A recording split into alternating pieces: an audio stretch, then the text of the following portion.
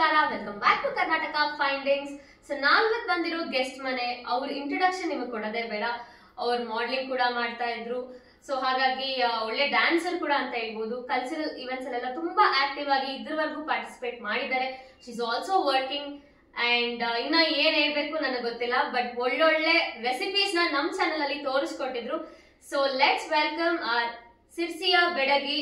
So ಬನ್ನಿ ಮಾತಾಡ್ಸೋಣ. ಅದಕ್ಕೂ ಮುಂಚೆ ನಿಮ್ಗೆ ಅವ್ರ ಕಡೆಯಿಂದ ಒಂದೊಳ್ಳೆ ಎಂಟರ್ಟೈನ್ಮೆಂಟ್ ಇದೆ, ಬನ್ನಿ ನೋಡ್ಕೊಂಡ್ ಬರೋಣ.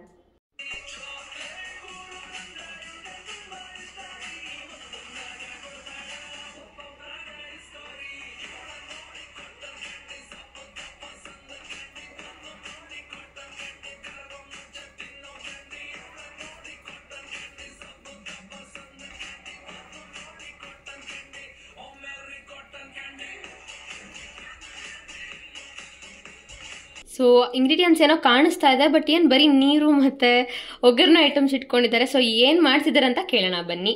ಇದು ಕೂಡ ಸಿರ್ಸಿದೆ ಸ್ಪೆಷಲ್. ಇದು ನಾವು ಮಧ್ಯಾಹ್ನ ಊಟಕ್ಕೆ ಮಾಡ್ಕೊಳ್ಳೋದು. ಅಪ್ಪೆ ಹುಳಿ ಅಂತ ಹೆಸರು ಇದಕ್ಕೆ. ಅಪ್ಪೆ ಹುಳಿ. ಅಪ್ಪೆ ಹುಳಿ. ಹುಳಿ ಅಂದ್ರೆ ಯಾವುದೇ ಹುಳಿ ಪದಾರ್ಥದಿಂದ ಮಾಡ್ಬೋದು. ನಮ್ಮೂರಲ್ಲಿ ನಾವು ಕಂಚಿಕಾಯಿ ಅಂತ ಸಿಗುತ್ತೆ. ಕಂಚಿಕಾಯಿ ಅದ್ರಲ್ಲಿ ಮಾಡ್ತೀವಿ. ಅದು ಮೂಸಂಬಿ ತರನೇ ದೊಡ್ಡ ಗಾತ್ರದಲ್ಲಿ ಸ್ವಲ್ಪ ಎಷ್ಟು ದೊಡ್ಡ ಇರುತ್ತೆ. ಆರೆಂಜ್ ತರ ಅಥವಾ ಮೂಸಂಬಿ ತರ ಅಷ್ಟು ದೊಡ್ಡ ಇರುತ್ತೆ. But it's not orange or mosambi. ಅದು ಕಂಚಿಕಾಯಿ. ಅದು ತುಂಬಾ ಹುಳಿ ಇರುತ್ತೆ. ಅದು ಎಲ್ಲರ ಮನೆಯಲ್ಲೂ ಒಂದೊಂದು ಮರ ಇರುತ್ತೆ. ಅದರಿಂದ ಡೈಲಿ ನಾವು ಅಪ್ಪೆ ಹುಳಿ ಮಾಡೋದು. ದಿನ ಇರ್ಲೇಬೇಕು. ದಿನ ಇರ್ಲೇಬೇಕು. ಆಕ್ಚುಲಿ ಮೊದಲು ಸಾಂಬಾರ್ ಹಾಕೊಂಡು ಊಟ ಆಗಿ ಕರ್ಡ್ ಕಿಂತ ಮೊದಲು, ಮೊಸರು ಹಾಕೊಳ್ಳೋದಕ್ಕಿಂತ ಮೊದಲು ಇದನ್ನ ಅನ್ನಕ್ಕೆ ಹಾಕೊಂಡು ಊಟ ಮಾಡಿದ್ರೆ ಒಂಥರ ಜೀರ್ಣಕಾರಿ ಅಂತ ಇದು ಹೇಳ್ತಾರೆ. ಸೊ ಇದಕ್ಕೆ ಮತ್ತೇನು ತುಂಬಾ ಸಿಂಪಲ್ ಆಗಿದೆ. ಒಗ್ಗರಣೆ ಐಟಮ್ಸ್ ಗಳು ಮತ್ತೆ ನೀರು ಅಷ್ಟೇ. ನೀರು, ಒಗ್ಗರಣೆ ಐಟಮ್. ಮೇನ್ ಅಂದ್ರೆ ಹುಳಿ. ಆಕ್ಚುಲಿ ಯಾವಾಗ ಮ್ಯಾಂಗೋ ಸೀಸನ್ ಆಗುತ್ತಲ್ವಾ, ಅವಾಗ ಮಾವಿನ ಕಾಯಿಯಿಂದ ಬೇಯಿಸಿ ಮಾಡ್ತಾರೆ. ಅದು ಮಾತ್ರ ಅಲ್ಟಿಮೇಟ್ ಅಪ್ಪೆ ಹುಳಿ. ಆಮೇಲೆ ಈ ಕಡೆ ಕಂಚಿಕಾಯಿಗೆ ನಾನು ಅನ್ಕೋತೀನಿ ಎಳ್ಳಿಕಾಯಿ ಅಂತ ಹೇಳ್ತಾರೆ. ಎಳ್ಳಿಕಾಯಿ ಅಂತ, ಅದೇ ಕಂಚಿಕಾಯಿ. ಬಟ್ ಕಾಮನ್ ಆಗಿ ಕಂಚಿಕಾಯಲ್ಲಿ ಮಾಡೋದು. ಬಟ್ ಕಂಚಿಕಾಯಿ ಇಲ್ಲ ಅಂದ್ರೂ ಓಕೆ. ಯಾವುದೇ ಹುಳಿ ಐಟಮ್, ಲಿಂಬೆ ಹಣ್ಣು ಅಥವಾ ಹುಣಸೆ ಹಣ್ಣು ಅದ್ರಿಂದನೂ ಮಾಡ್ಕೋಬಹುದು. ಹುಣಸೆ ಹಣ್ಣು ಬೇಕಾದ್ರೆ ಸ್ವಲ್ಪ ನೆನ್ಸಿಟ್ಕೊಂಡು ಮಾಡ್ಕೋಬೇಕು. ನಾನಿವತ್ತು ಲಿಂಬೆ ಹಣ್ಣಲ್ಲಿ ಮಾಡಿ ತೋರಿಸ್ತೀನಿ. ಇದು ನಮ್ಮೂರಲ್ಲಿ ಎಲ್ಲಾರ ಮನೆಯಲ್ಲೂ ಮಧ್ಯಾಹ್ನ ಊಟಕ್ಕೆ ಇದ್ದೇ ಇರುತ್ತೆ. ಸೊ ಇದೊಂಥರ ಜೀರ್ಣಕಾರಿ ತರ. ತಮಿಳ್ನಾಡಲ್ಲಿ ಮೇ ಬಿ ರಸಂ ತರ ಯೂಸ್ ಮಾಡ್ತಾರೆ. ಇದು ನಮ್ ಕಡೆ ಅಪ್ಪೆ ಹುಳಿ ಅಂತ. ಬಟ್ ಇದು ಕೂಡ ಇಲ್ಲಿ ಒಂಥರ ಯುನೀಕ್ ಐಟಮ್ ಆಗಿದೆ. ಇದನ್ನು ಕೂಡ ಇಲ್ಲಿ ಯುನೀಕ್ ಐಟಮ್. ಏನಕ್ಕೆ ಅಂದ್ರೆ ಇದು ಸಿರ್ಸಿ ಕಡೆ ತುಂಬಾ ಫೇಮಸ್. ಸಿರ್ಸಿದೆ ಫುಡ್ ಅಂತ ಹೇಳ್ಬೋದು. ಎಸ್ಪೆಷಲಿ ಸಿರ್ಸಿ ಅವರು ಅಂತ ನಮಗ್ ಕರೆಯಲ್ಲ ಎಷ್ಟೋ ಸಲ. ಓ ಇವ್ರು ಅಪ್ಪೆ ಹುಳಿ ಕಡೆಯವರು ಅಂತ ಆತರ ಕರೀತಾರೆ. ಸೊ ಇವಾಗ ನೆಕ್ಸ್ಟ್ ಏನ್ ಮಾಡ್ಬೇಕು? ಈಗ ಬನ್ನಿ ಮಾಡೋದ್ ತೋರಿಸ್ತೀನಿ. ಒಂದು ಪಾತ್ರೆ ತಗೊಳ್ಳಿ. ಸ್ಟೀಲ್ ತಗೊಂಡ್ರೆ ಬೆಸ್ಟ್. Steel best. ನಮ್ ಕಡೆ ಜಾಸ್ತಿ ಸ್ಟೀಲೇ ಯೂಸ್ ಮಾಡೋದು. ಇದಕ್ಕೆ ಈ ತರ ನೀರ್ ಹಾಕೊಳ್ಳಿ. ಇದನ್ನ ಒಂಚೂರು ತೆಗೆದು, ನಿಮ್ಗೆ ಹಸಿ ಮೆಣಸಿಂದು ಸ್ಮೆಲ್ ಬರ್ಬೇಕು ಅಂದ್ರೆ ಒಂಚೂರು ತೆಗೆದು ಅಂದ್ರೆ ಈ ತರ ನುರ್ಕೊಳ್ಳಿ ನೀರ್ಗೆನೆ. ಓಕೆ, ನಾನು ನಿಮ್ಗೆ ಅವಾಗ ಇಂಗ್ರೀಡಿಯೆಂಟ್ಸ್ ಅಲ್ಲಿ ಉಪ್ಪು ಹೇಳಿರ್ಲಿಲ್ಲ. ಉಪ್ಪಂತೂ ಬೇಕೇ ಬೇಕಲ್ವಾ ಎಲ್ಲದಕ್ಕೂ. ನಿಮ್ಗೆ ಹೇಗೆ ಎಷ್ಟು ಬೇಕೋ ಅಷ್ಟು ಉಪ್ಪು ಪುಡಿ ಉಪ್ಪು ಹಾಕೊಳ್ಳಿ.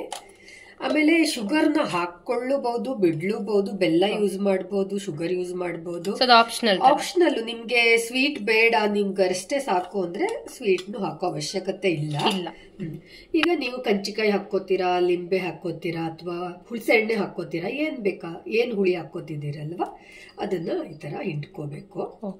ಸೊ ನಾವಿಲ್ಲಿ ಅರ್ಧ ಯೂಸ್ ಮಾಡ್ತಿದೀವಿ. ಬಿಕಾಸ್ ಕ್ವಾಂಟಿಟಿ ಮೇಲೆ ನೋಡ್ಕೊಂಡು ಎಷ್ಟು ಬೇಕೋ ಅಷ್ಟು ಹಾಕೊಳ್ಳಿ. ಹೌದು, ಇಲ್ಲಿ ನಾನು ತುಂಬಾ ಕಡಿಮೆ, ಒಂದೇ ಕಪ್ಪು ಮಾಡ್ಕೊಂಡಿರೋದ್ರಿಂದ ನೀರು ಇಷ್ಟೇ ಸಾಕಾಗುತ್ತೆ. ತುಂಬಾ ಸ್ಕ್ವೀಸ್ ಮಾಡೋಕ್ ಹೋದ್ರೆ ಇದ್ರದ್ದು ಕಹಿ ಅಂಶ ಬಂದ್ಬಿಡುತ್ತೆ. ಸ್ವಲ್ಪನೇ ಮಾಡಿ ಸೈಡ್ಗೆ ಇಟ್ಕೊಬಿಡಿ. ಆಮೇಲೆ ನಾವು ಒಗ್ಗರಣೆ ಮಾಡ್ಕೊಬರೋ ತನಕ ಇದು ಏನಂದ್ರೂ ಡಿಸಾಲ್ವ್ ಆಗಿರುತ್ತೆ. ಈಗ ನಾವು ಒಗ್ಗರಣೆ ಮಾಡ್ಬಿಡೋಣ. ಸ್ವಲ್ಪ ಎಣ್ಣೆ ಹಾಕೊಳ್ಳಿ. ಒಗ್ಗರಣೆ ಅಂತೂ ನಿಮ್ಗೆಲ್ಲರಿಗೂ ಗೊತ್ತೇ ಇರುತ್ತೆ. ಸೊ ಇದೇ ಇಂಪಾರ್ಟೆಂಟ್ ಸ್ಟೆಪ್ ಅನ್ಸುತ್ತೆ. ಹೌದು, ಇದು ಇಂಪಾರ್ಟೆಂಟ್ ಸ್ಟೆಪ್.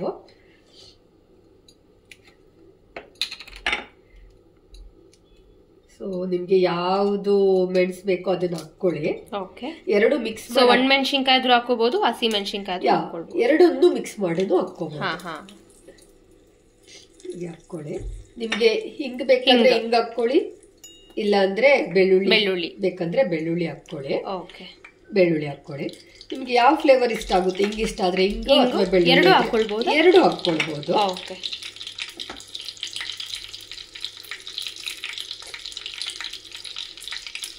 ಈಗ ಇದು ಸ್ವಲ್ಪ ಚಟಪಟ ಅಂದ್ಮೇಲೆ ಬೆಳ್ಳುಳ್ಳಿ ಹಾಕ್ತಾ ಇದ್ದೀನಿ. ಹಿಂಗ್ ಬೇಕಾದ್ರೆ ನಾವು ಇಳಿಸೋ ಟೈಮಿಗೆ ಹಾಕೊಳ್ಳಿ ಆಯ್ತಾ. ಸರಿ.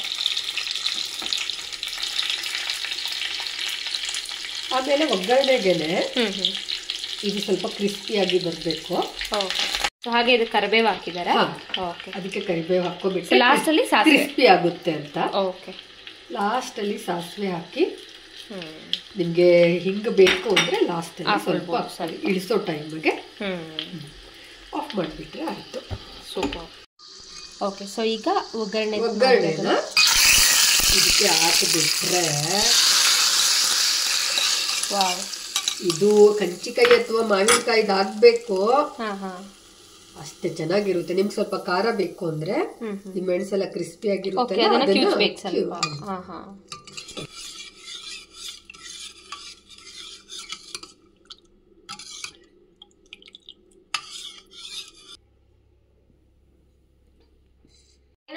ಅಪ್ಪೆ ಹುಳಿ ರೆಡಿ ಆಗಿದೆ. ಹಾಗೆ ಇದು ಅವ್ರು ತೋರಿಸ್ತಿರುವಂತ 3ನೇ ಸ್ಪೆಷಲ್ ಸಿರ್ಸಿ ರೆಸಿಪಿ. ಯೂನಿಕ್ ಆಗಿ 3 ರೆಸಿಪೀಸ್ ಕೂಡ ನಾನು ಟೇಸ್ಟ್ ಮಾಡಿರಲಿಲ್ಲ ಪರ್ಟಿಕ್ಯುಲರ್ ಆಗಿ, ತುಂಬಾ ಚೆನ್ನಾಗಿತ್ತು. ಸೊ ಈ ರೆಸಿಪಿ ಹೇಗಿರುತ್ತೆ ಅಂತ ನೋಡೋಣ. ಅದಕ್ಕೂ ಮುಂಚೆ ಹೇಗೆ ಇದನ್ನ ಊಟ ಮಾಡಿ ಬಡ್ಸ್ಕೊಳ್ಳೋದು, ಹೇಗ್ ತಿನ್ನೋದು ಅಂತ ಅವ್ರ ಹತ್ರನೇ ಕೇಳೋಣ ಬನ್ನಿ. ಇದನ್ನ ನಾನು ಪರ್ಟಿಕ್ಯುಲರ್ ಆಗಿ ಊಟ ಮಾಡೋದು ಹೇಗೆ ಅಂತ ಹೇಳ್ತೀನಿ. ಸೊ ಇದನ್ನ ಫಸ್ಟ್ ಅನ್ನಕ್ಕೆ ಹಾಕೊಳ್ಳೋದು, ಬಿಸಿ ಬಿಸಿ ರೈಸ್ಗೆ ಇದನ್ನ ಹಾಕಿ ಹೀಗೆ ಸರ್ವ್ ಮಾಡಿ ಕೈಯಲ್ಲಿ ಕಲಿಸ್ಕೊಂಡು ತಿನ್ನೋ ರುಚಿ ಇದೆ ಅಲ್ವಾ, ಅದು ತುಂಬಾ ಚೆನ್ನಾಗಿರುತ್ತೆ. ಹೀಗೆ ಕೈಯಲ್ಲಿ ಕಲಿಸ್ಕೊಡಿ. ಸೊ ಅದ್ ಮೆಣಸಿನ್ಕಾಯಿ ಎಲ್ಲ ಕಲಿಸ್ಕೊಂಡ್ಬಿಡ್ತಾರೆ, ಎಲ್ಲ ಕಲಿಸ್ಕೊಂಡು ಕೈಯಲ್ಲಿ ತಿನ್ನೋ ಮಜಾನೇ ಬೇರೆ. ಇದು ಆಕ್ಚುಲಿ ನಮ್ ಕಡೆ ಜೀರ್ಣಕಾರಿ ತರ ನಾನು ಹೇಳಿದ ತರನೇ ಇದು 3ನೇ ಐಟಮ್ ತರ ಬರುತ್ತೆ. ಸಾಂಬಾರೆಲ್ಲ ಆದ್ಮೇಲೆ ಮಜ್ಜಿಗೆ ಮಿಂಚೆ ಇದು ಬರುತ್ತೆ. ಸೊ ಇದನ್ನ ಹಾಕೊಂಡು ಎಲ್ಲರ ಮನೆಯಲ್ಲೂ ಇದು ಮಧ್ಯಾಹ್ನ ಮಾಡೋದೆ. ಊಟ ಹೀಗೆ ಮಾಡಿದ್ರೆ ತಿನ್ನೋಡಿ, ರೈಸ್ ಜೊತೆ ಅಂತೂ ಟೇಸ್ಟ್ ಮಾಡೋಣ.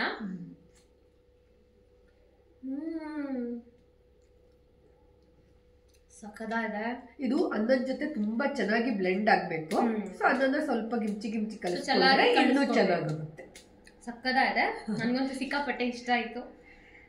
ತುಂಬಾ ಟೇಸ್ಟಿ ಆಗಿದೆ. ಏನಂದ್ರೆ ಇದರಲ್ಲಿ ಜಾಸ್ತಿ ಇಂಗ್ರೀಡಿಯೆಂಟ್ಸ್ ಏನೂ ಇಲ್ಲ, ಮಸಾಲೆ ಇಲ್ಲ. ಮೇನ್ ಆಗಿ ರಸಮ್ ನಾವ್ ಅಷ್ಟೆಲ್ಲ ಪ್ರೊಸೀಜರ್ ಯೂಸ್ ಮಾಡ್ತೀವಿ, ಬಟ್ ಇದು ಸಿಂಪಲ್ ಅಂಡ್ ಯುನೀಕ್ ಆಗಿದೆ. ಫಸ್ಟ್ ಟೈಮ್ ಇದ್ ಮಾಡ್ತಿರೋದು. ಕುಡಿಯಕ್ಕೆ ಇನ್ನೂ ಚೆನ್ನಾಗಿರುತ್ತೆ ಇದು ನಾರ್ಮಲ್ ಆಗಿ ಗ್ಲಾಸ್ ಅಲ್ಲಿ. ಡೈಜೆಷನ್ ಕೂಡ ತುಂಬಾ ಕುಡಿಯೋರು ಕುಡಿತಾರೆ, ಈ ತರ ಅನ್ನಕ್ಕೆ ಹಾಕೊಂಡವ್ರು ಹಾಕೋತಾರೆ. ನಮ್ ಕಡೆ ಮೆಜಾರಿಟಿಯಲ್ಲಿ ಅನ್ನಕ್ಕೆ ಹಾಕೊಂಡು ತಿನ್ನೋರು ಜಾಸ್ತಿ.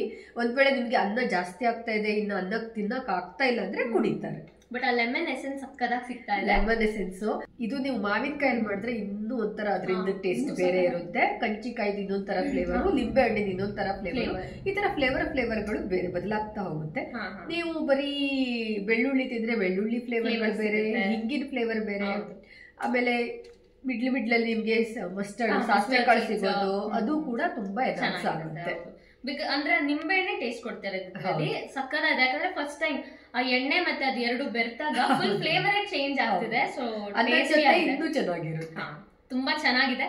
ನನಗಂತೂ ಇದು ತುಂಬಾ ಇಷ್ಟ ಆಯ್ತು. ನಾನು ಇನ್ಮೇಲೆ ಮಿಸ್ ಮಾಡ್ದಲೆ ವಾರಕ್ಕೊಂದ್ಸಲ ಇದನ್ನ ಮಾಡ್ಕೊಂತಿರ್ತೀನಿ.